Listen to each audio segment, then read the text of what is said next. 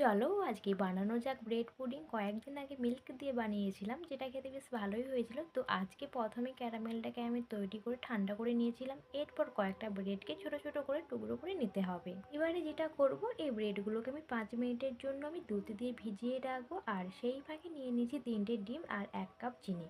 তারপর hand bitter দিয়ে আমি ভালো করে ফেটিয়ে নেব যতক্ষণ এই চিনিগুলো ভালোভাবে মেল্ট না হচ্ছে। এখন এই ভিজিয়ে রাখা ব্রেডগুলোকে আমি হ্যান্ড বিটার দিয়ে ভালো করে বিট করে নিচ্ছি। এবারে এই ব্রেডের ব্যাটারটি আর ডিমের মিশ্রণটি ভালো করে ছেঁকে নেওয়ার পর ডিমের এই কাঁচা স্মেল চলে যাওয়ার জন্য আমি ভ্যানিলা এসেন্স ইউজ করেছিলাম। তারপর ফয়েল পেপার দিয়ে ভালো করে সিল করে নেওয়ার পর আমি এটাকে আধ ঘন্টার মতো বেক করে নিয়েছিলাম। আধ ঘন্টার পর এটাকে ঢাকা খুলে নেওয়ার পর কিছুক্ষণের জন্য ঠান্ডা করে নিয়েছিলাম। তারপর এটাকে আমি বোল্ড আউট করে নিয়েছিলাম। সো গাইস, ফাইনালি রেডি হয়ে গেছে ক্যারামেল ব্রেড পুডিং।